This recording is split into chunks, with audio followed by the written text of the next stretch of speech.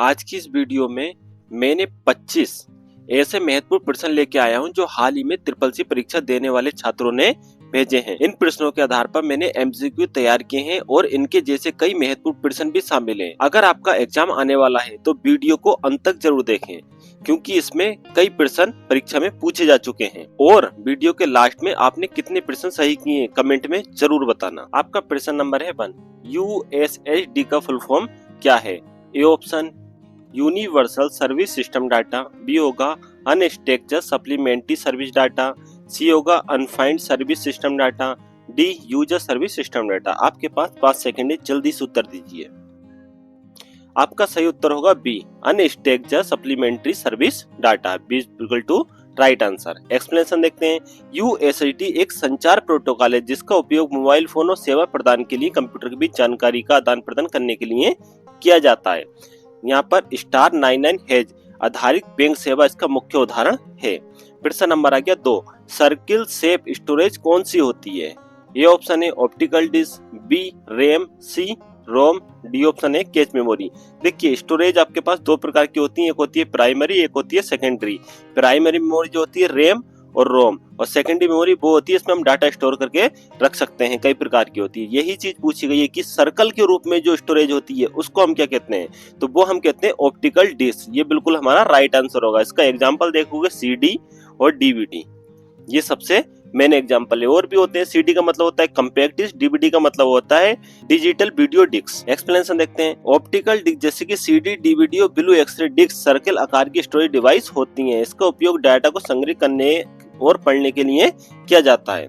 प्रश्न नंबर 3, ये जो सिंबल दे रखा है को क्या कहते हैं? इस सिंबल को हम क्या कहते हैं? ए ऑप्शन है हमारा @, बी ऑप्शन है हमारा %, सी ऑप्शन है हैज और डी ऑप्शन है $। देखिए यहाँ पर बिल्कुल हमारा होगा ए उत्तर, बिल्कुल सही आंसर है @। एक्सप्लेन देखते हैं।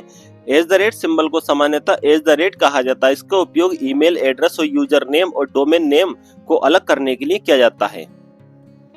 प्रश्न नंबर 4, ओल्डेस्ट सर्च इंजन कौन सा है? जैसे कि आपका आज के जमाने में सर्च इंजन है, गूगल हो गया, क्रोम वगैरह हो गया, ये हमारे सर्च इंजन है। वो पूछ रहा सबसे पुराना सर्च इंजन कौन सा है?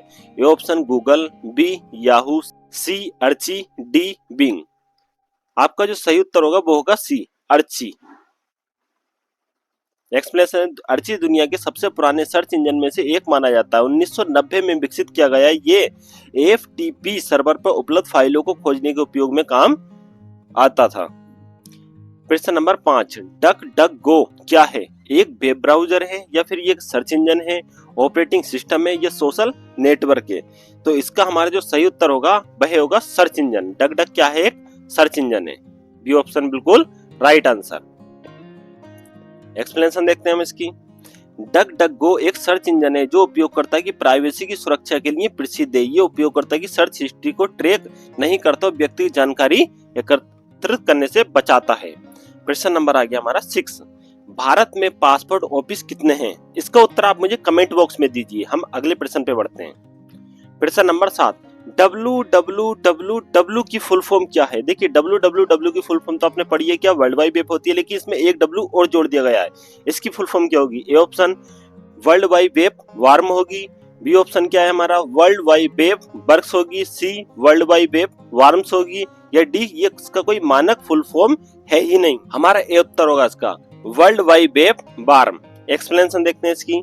वर्ल्ड वाइड वेब वार्म सितंबर 1993 में यूनिवर्सिटी ऑफ कोलोराडो के ओलिवर मैकवे द्वारा विकसित किया गया शुरुआती सर्च इंजन में से एक है। ये वर्ल्ड वाइड वेब यानी www पर पहले स्वचालित सर्च इंजन था। प्रश्न नंबर 8, प्रोटोकॉल क्या है?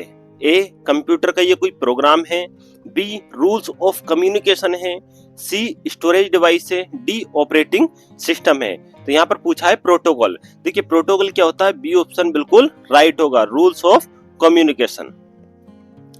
प्रोटोकॉल नियमों का एक समूह होता है जो निर्धारित करता है कि नेटवर्क पर डाटा का आदान प्रदान किस प्रकार किया जाए। जैसे कि HTTP, FTP, SMTP और TCP IP प्रोटोकॉल प्रमुख उदाहरण हैं। इसके बिना दो कंप्यूटर डिवाइस आपस में सही ढंग से संचार नहीं कर सकते। प्रश्न नंबर 9, मालवेयर क्या है? एक यूजफुल सॉफ्टवेयर है, बी ऑप्शन एक हार्मफुल सॉफ्टवेयर है, सी ऑपरेटिंग सिस्टम है, डी वेब ब्राउजर। देखिए मालवेयर क्या होता है, ये एक प्रकार का वायरस होता है, सही है। वायरस को हम क्या कहते हैं, मालवेयर कहते हैं। तो आपका सही उत्तर क्या होगा, बी, हार्मफुल सॉफ्टवेयर है एक चीज जो हमारे सिस्टम को खराब करता है। मालवेयर एक ऐसा सॉफ्टवेयर को कहा जाता है जिससे कंप्यूटर नेटवर्क के डेटा को नुकसान पहुंचाने के लिए बनाया जाता है। Virus, worm, Trojan horse, spyware, ये सारे के सारे उदाहरण जो है मालवेयर कंप्यूटर की सुरक्षा को प्रभावित करता है और महत्वपूर्ण जानकारी को ये चोरी कर लेता है। प्रश्न नंबर आता है 10, लिब्रा ऑफिस सूची 1 और सूची 2 में सुमेल कीजिए। यहाँ पर लिखा है कंट्रोल एस, कंट्रोल एस से क्या होता है हमारा, ये कंट्रोल एस से होता है सेव, कंट्रोल पी से क्या होता है प्रिंट, और कंट्रोल एन से क्या होता है न्यू डॉक्यूमेंट्स। यानी कि 1 का क्या होगा वाई, 1 का वाई आपका बी में भी है और 1 का वाई आपका डी में भी है। पी यानी कि 2 का क्या होगा जेड, 2 का जेड आपका इसके अंदर, बी आंसर बिल्कुल राइट आंसर होगा हमारा। एक्सप्लेनेशन देखते हैं, इसकी जरूरत ही नहीं है। प्रश्न नंबर 11, निम्नलिखित में से कौन सा पहला कंप्यूटर वायरस है, A creeper, B I love you, C Melissa या डी वन्नाक्राई। देखिए इसका जो सही उत्तर होगा वो होगा हमारा क्रीपर। ये हमारा पहला जो है वायरस है, लेकिन सबसे खतरनाक पूछा जाए तो आप इसका ऑप्शन लगाना बी। ये बहुत ज्यादा खतरनाक था, ये आपका आया था 2000 में, सन 2000 में आया था। उन्होंने इसने कई लाख कंप्यूटरों को प्रभावित करा था और ये आपकी ईमेल के द्वारा एक दूसरे की तरफ फैलता था। एक्सप्लेनेशन देते हैं, क्रीपर को दुनिया का पहला कंप्यूटर वायरस माना जाता है। इसे 1971 में विकसित किया गया था। ये अपर्नेट नेटवर्क पर फैलता था और स्क्रीन पर एक संदेश प्रदर्शित करता था। प्रश्न नंबर 12, टेलीग्राम पर साझा की जा सकने वाली अधिकतम फाइल का आकार कितना हो सकता है, ए 500 MB का, बी 1 GB का, सी 2 GB का, डी 4 GB का। हमारा जो सही उत्तर होगा वो होगा डी 4 GB का। देखिए इस समय टेलीग्राम आपको ही पता है कि बैन कर दिया गया, ये प्रश्न रिपीट होने की पूरी संभावना, यानी कि 100% मान के चलो ये प्रश्न रिपीट हो सकता है, इसी मारे इसको पढ़ के जाना। एक्सप्लेनेशन देखते हैं, टेलीग्राम उपयोगकर्ता को बड़ी फाइलें साझा करने की सुविधा देता है। वर्तमान में टेलीग्राम पर एक फाइल का अधिकतम आकार 4 GB हो सकता है। इससे वीडियो, दस्तावेज और बड़े डेटा आसानी से साझा किया जा सकता है। प्रश्न नंबर 13, लिब्रा ऑफिस इम्प्रेस में इंसर्ट टैब में कौन सा ऑप्शन उपलब्ध नहीं होता है, A option number of row, B number of column, C table का नाम और डी उपयोग में से कोई नहीं। आपका जो सही उत्तर होगा इसके अंदर सी ऑप्शन बिल्कुल राइट होगा, टेबल का नाम। देखिए जैसे आप इसमें इंसर्ट टेबल कराते हैं इम्प्रेस के अंदर, तो यहाँ पर 2 ऑप्शन आते हैं, एक number of row, number of column, आपको कितनी रो चाहिए और कितने कॉलम चाहिए, लेकिन यहाँ पर टेबल का नाम नहीं दिया होता है। एक्सप्लेन करते हैं, लिब्रा ऑफिस इम्प्रेस में टेबल इंसर्ट करते समय रो कॉलम की संख्या निर्धारित की जा सकती है, लेकिन टेबल नाम का कोई विकल्प उपलब्ध नहीं होता है। प्रश्न नंबर आ गया 14, लिब्रा ऑफिस कैल्क में किसी संख्या को करेंसी फॉर्मेट में बदलने के लिए कौन सी शॉर्टकट की उपयोग होती है। देखिए कैल्क कैसे काम करता है हमारा, एक्सेल की तरह। इसमें जो है करेंसी में बदलना है, कोई संख्या जैसे कि हमने ये 10 लिख दिया तो हम चाहते हैं कि 10 के आगे करेंसी यानी कि डॉलर का सिंबल आ जाए, उसके लिए कौन सी शॉर्टकट की है, ए कंट्रोल शिफ्ट 4, बी कंट्रोल 4, सी शिफ्ट के साथ 4 नंबर, डी अल्ट के साथ 4 नंबर। हमारा जो सही उत्तर होगा वो होगा यहाँ पर ए कंट्रोल शिफ्ट 4 नंबर। अगर जैसे आप ये प्रेस करते हो तो आगे उसके डॉलर का सिंबल आ जाएगा। लिब्रा ऑफिस कैल्क में चलनी संख्या को करेंसी फॉर्मेट में बदलने के लिए कंट्रोल शिफ्ट 4 शॉर्टकट की का उपयोग किया जाता है। प्रश्न नंबर 15, SMTP का पूर्ण रूप क्या है। यहाँ पर SMTP पूछा, अगर SMPS पूछता तो सप्लायर होता है जो आपका CPU में लगता है। फिलहाल यहाँ पे पूछा है SMTP, इसके बारे में समझते हैं। ये option simple mail transfer protocol, B secure mail transfer protocol, C standard mail transfer process या D system mail transfer protocol. हमारा जो इसमें सही उत्तर होगा वो होगा A simple mail transfer protocol. Explanation देखते हैं, SMTPS कम्युनिकेशन प्रोटोकॉल है जिसका उपयोग ईमेल भेजने के लिए किया जाता है। जब कोई उपयोगकर्ता ईमेल भेजता है तो SMTP उस संदेश को मेल सर्वर तक पहुंचाने का कार्य करता है। प्रश्न नंबर 16, सोशल मीडिया पर तेजी और व्यापक रूप से फैलने वाली सामग्री को क्या कहा जाता है, ए ट्रेंडिंग कंटेंट है, ये बी वायरल कंटेंट है, सी सोशल कंटेंट है, ये डी पॉपुलर कंटेंट है। देखिए ये देखने में आपको चारों के चारों अक्सर एक जैसे लगते होंगे, लेकिन जो इसका सही उत्तर होगा आपका वो होगा हमारा बी वायरल कंटेंट। देखिए ट्रेंडिंग का मतलब ये है कि ये किसी एक प्लेटफॉर्म पे ट्रेंड कर रहा है, इस समय। जैसे कि आपने इंस्टाग्राम खोल रखा है तो इंस्टाग्राम पे ट्रेंड चल रहा है, या फिर यूट्यूब खोल रखा है तो यूट्यूब पे ट्रेंड चल रहा है, इस समय ट्रेंड चल रहा है, ठीक है। और वायरल का मतलब ये होता है कि वो वायरल है। अगर कोई भी है ना गूगल पे सर्च कर रहा है, ये एक दूसरे को शेयर कर रहा है वो वीडियो वगैरह, ये सारा का सारा वायरल आता है। सोशल कंटेंट, ये तो जो भी हम बनाते हैं कंटेंट सोशल होता है। पॉपुलर कंटेंट जो करंट टाइम के लिए पॉपुलर होता है, बस कुछ टाइम के लिए पॉपुलर है, उसके बाद ये खत्म। जब कोई पोस्ट, वीडियो, फोटो या संदेश बहुत कम समय में बड़ी संख्या में लोगों तक पहुंचता है और उसे बार बार साझा किया जा सकता है, मैंने अभी कहा था एक दूसरे को भेजा जाता है, तो उसे वायरल कंटेंट कहा जाता है। प्रश्न नंबर 17, लिब्रा ऑफिस इम्प्रेस में मैक्सिमम फॉन्ट साइज कितना सिलेक्ट कर सकते हैं? A option 96 PT, B option 200 PT, C option 999 PT, D 300 PT. यहाँ पर हमारा सही उत्तर होगा ए 96 पीटी यानी कि पॉइंट। इसका आंसर बिल्कुल सही है।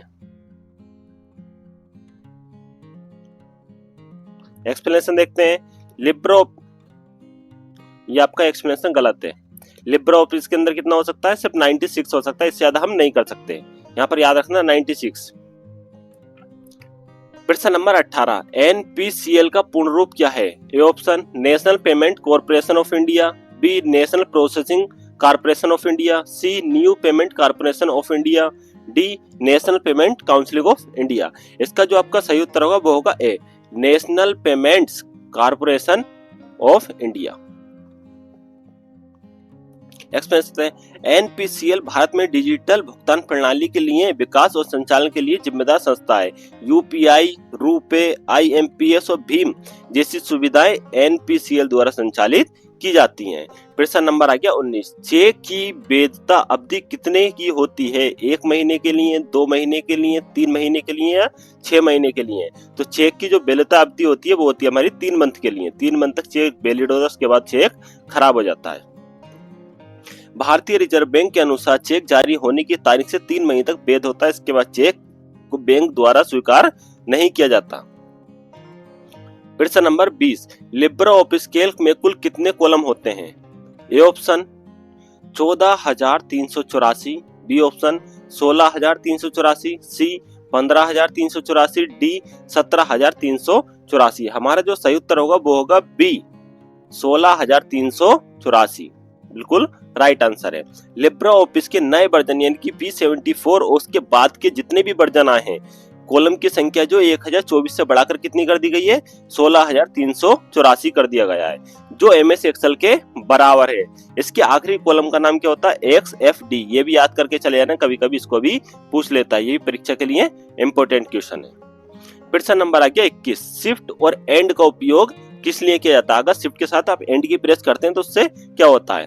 ए लाइन के अंत तक टेक्स्ट सिलेक्ट होता है, बी डॉक्यूमेंट सेव होते हैं, नई फाइल नई लाइन बनाता है, या डी टेक्स्ट को डिलीट करता है। ये ऑप्शन हमारा बिल्कुल सही होगा, लाइन के अंत तक का डाटा इसमें सिलेक्ट हो जाता है। एक्सप्लेन, शिफ्ट एंड दबाने से कर्सर की वर्तमान स्थिति से लेकर लाइन के अंत तक टेक्स्ट सिलेक्ट हो जाता है। यह एडिटिंग के समय बहुत उपयोग शॉर्टकट है।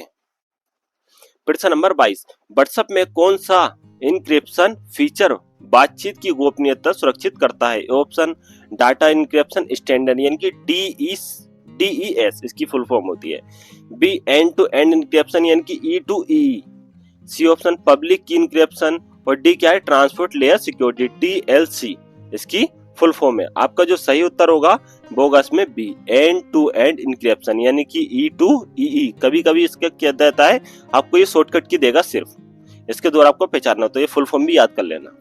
इस फीचर का मतलब है कि आपके द्वारा भेजे गए mail, text, video editing, video call केवल आप और जिसे आपने मैसेज भेजा है वही पढ़ सकता है। इंटरनेट सर्विस प्रोवाइडर यानी कि ISP, हैकर खुद व्हाट्सएप भी इन मैसेज को बीच में नहीं पढ़ सकता। प्रश्न नंबर 23, प्रथम पीढ़ी के कंप्यूटर सिस्टम में किस सर्किट का यूज होता था? ए ट्रांजैक्शन का, बी वैक्यूम ट्यूब का, सी ICS का, डी माइक्रो प्रोसेसर का। देखिए फर्स्ट पीढ़ी का पूछा है तो उसमें होता था हमारा वैक्यूम ट्यूब का। अगर वो सेकंड में पूछता तो सेकंड में किसका हुआ था? हमारा ट्रांजिस्टर का। अगर थर्ड में पूछता तो किसका हुआ था? IC का। फोर्थ और फिफ्थ में किसका हुआ था? माइक्रो प्रोसेसर का। प्रथम पीढ़ी 1940-56 के कंप्यूटर में वैक्यूम ट्यूब का उपयोग किया जाता था। ये आकार में बड़े और बिजली ज्यादा खपत करके गर्मी उत्पन्न करते थे। चलो इसके बारे में थोड़ा सा आपको और बता देता हूँ।